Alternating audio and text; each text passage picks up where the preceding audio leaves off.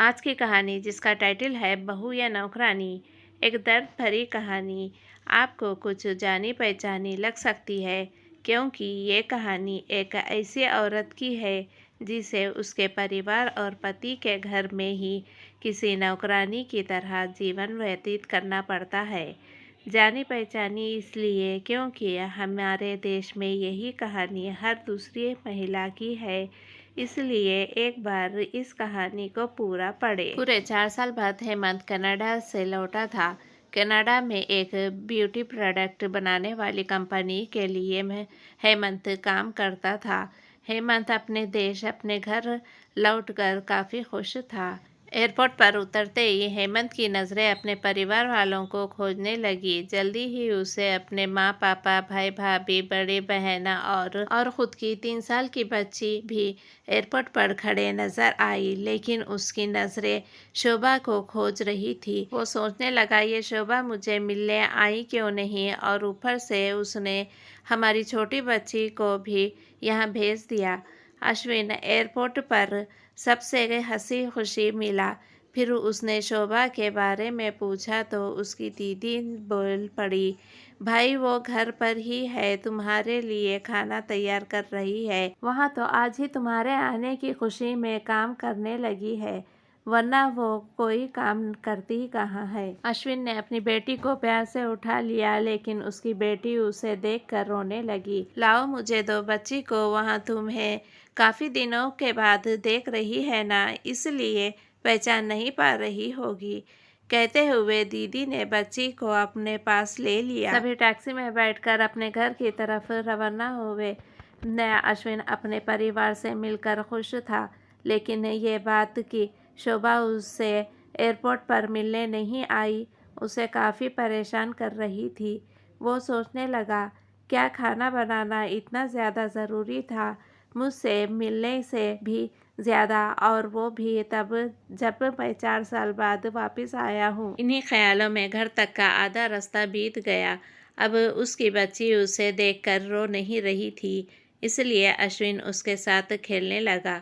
बाकी का आधा रास्ता भी ख़त्म हुआ और सब घर पहुंच गए। गाड़ी की आवाज़ सुनकर शोभा बालकोनी में आकर खड़ी हो गई और अश्विन की तरफ देखने लगी। अश्विन भी जैसे ही गाड़ी से उतरा, उसने पहले दरवाजे की तरफ और बाद में बालकोनी की तरफ नज़रें घुमाई, जैसे वहाँ शोभा को ही देखना चाहता हो।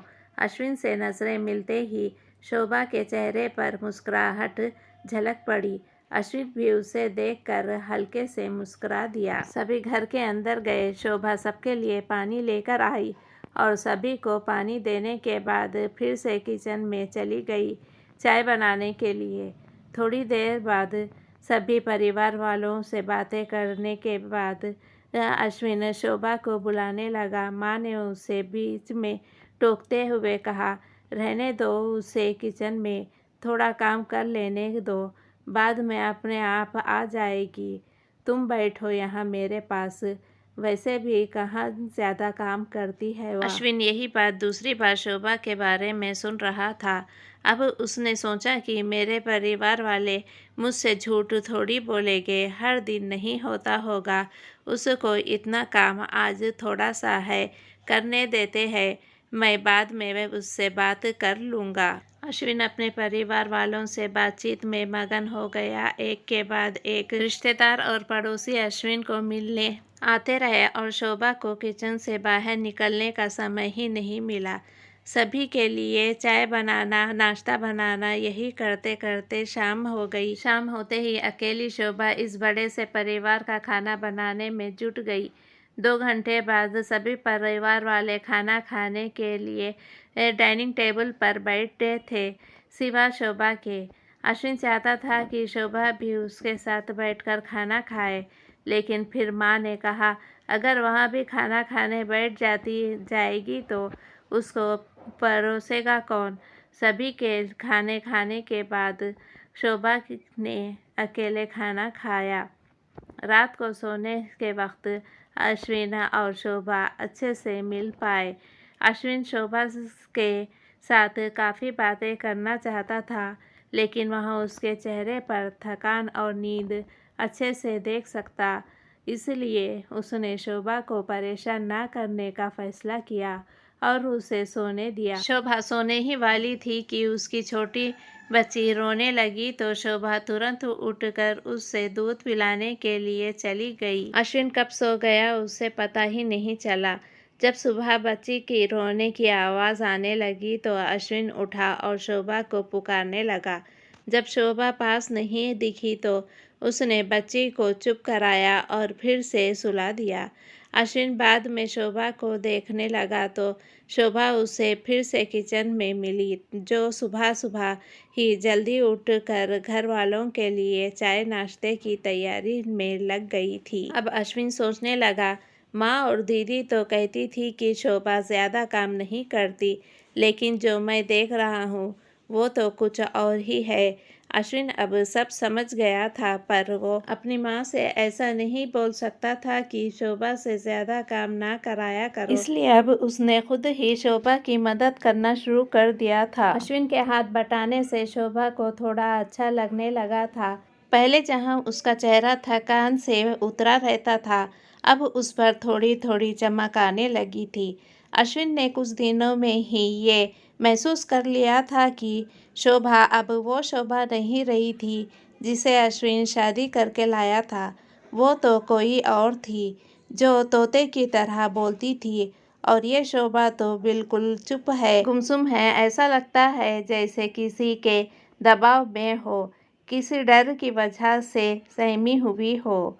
अश्विन शोभा को उसके काम में और ज़्यादा मदद करने लगा। अश्विन का ऐसा व्यवहार अब घर वालों को खटकने लगा। घर के सभी बड़ों और उसकी दादी ने मिल के अश्विन को समझाया, तुम अपनी बीवी की मदद करते हो, उससे हमें कोई एतराज़ नहीं है, लेकिन तुम्हें भी एक हद तक ही ऐसा करना चाहिए। जब तक कोई तुम्हें ऐसा करता ना देख रहा हो तब तक सब ठीक है, लेकिन जब कोई तुम्हें बीवी के होते हुए बर्तन धोते देखे तो वो अच्छा थोड़े ही लगता है। और सोचो, आगे चलकर शोभा को तुम्हारे हेल्प की आदत पड़ गई तो तुम्हारा अपना काम में ध्यान लगाना मुश्किल हो जाएगा। अश्विन हमेशा से ही अपने परिवार वालों की बात मानता आया था।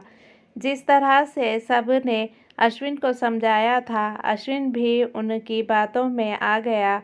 अब अश्विन शोभा की मदद करने से कतराता था। कभी कभार वहाँ बच्ची के लिए दूध गर्म कर लिया करता, उससे ज़्यादा कुछ नहीं।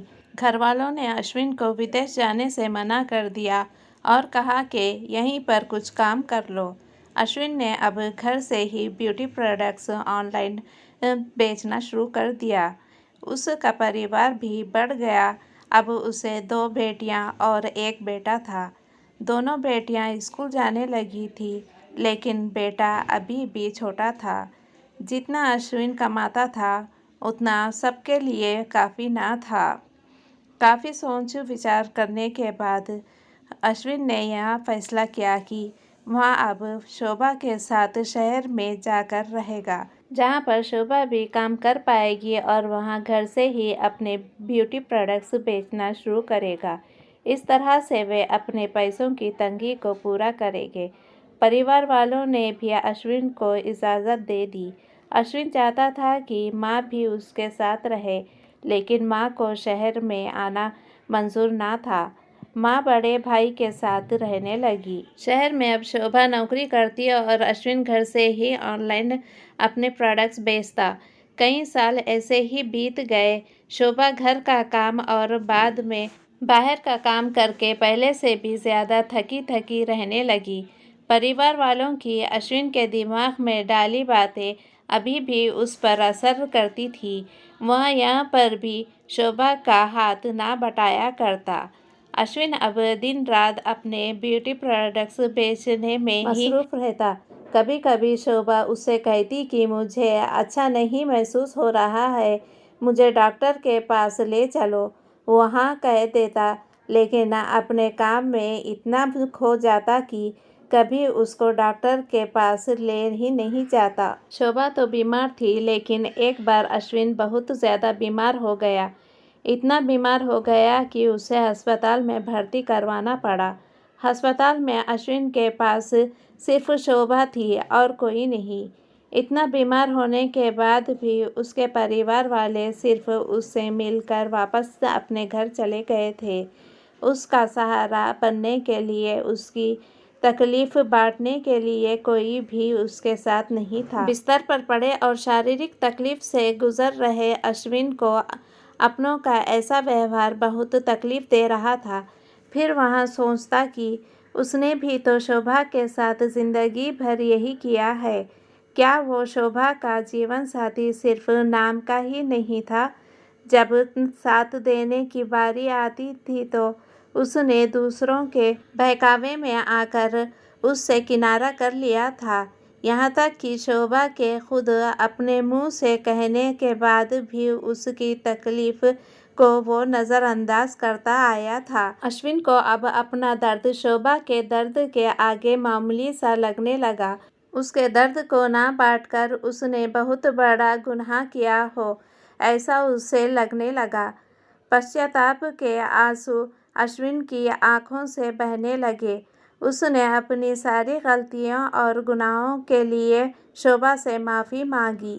दोस्तों, जीवन साथी का मतलब होता है जीवन के हर उतार चढ़ाव में, जीवन के हर मोड़ में जो साथ दे। साथ होने और साथ देने में उतना ही फ़र्क होता है जितना सिर्फ वादा करने में और सचमुच वादा निभाने में होता है। दोस्तों, एक पत्नी की दर्द भरी कहानी पति के दृष्टिकोण से हमने बयां की है। दोस्तों, आपको ये कहानी कैसी लगी हमें कमेंट के माध्यम से ज़रूर बताएं। और हाँ, इसे अपने दोस्तों और फैमिली मेम्बर्स के साथ शेयर करना ना भूलें और चैनल को सब्सक्राइब कर लें।